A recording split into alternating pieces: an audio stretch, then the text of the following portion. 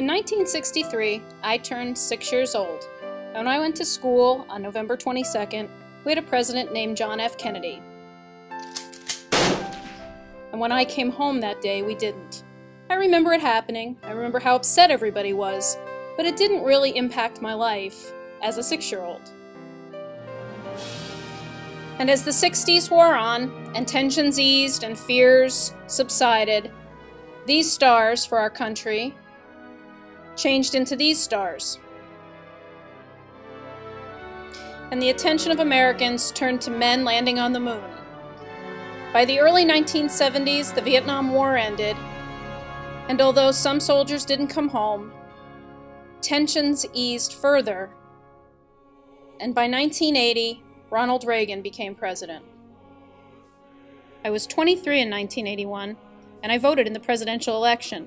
So on March 22nd, when this happened, I remember all of it. I remember all of it as it was happening.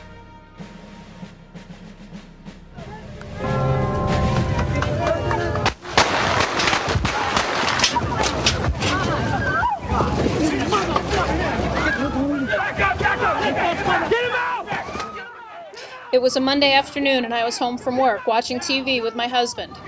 A friend from college had stopped over. She came to visit my daughter, who was 1 year old at the time. Just a visit, but it turned into history unfolding as we sat there watching the TV. We saw the FBI and police holding back the accused gunman.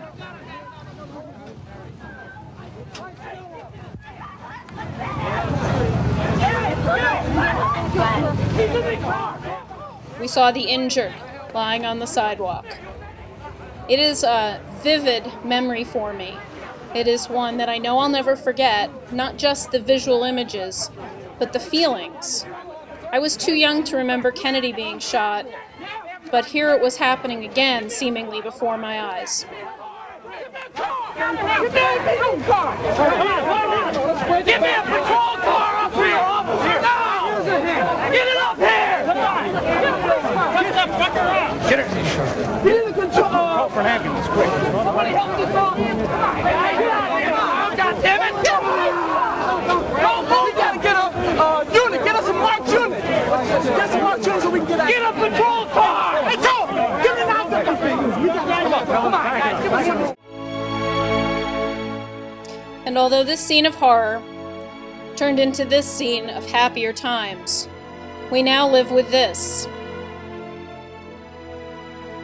And we live with this.